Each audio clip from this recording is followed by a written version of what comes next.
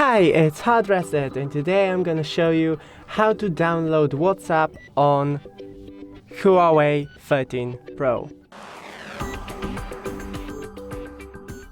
So, first open Google and go to APK Pure.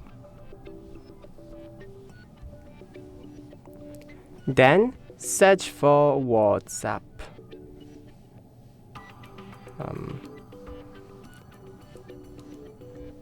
WhatsApp,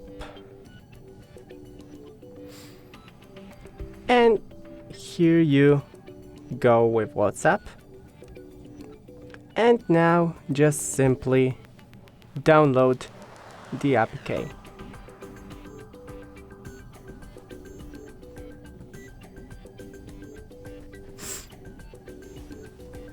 And download. Now open and wait for it to install on your phone. Yes, allow and install.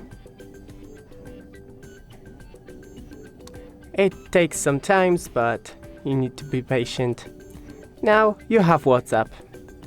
That's it, don't forget to leave a like and see you in the next one.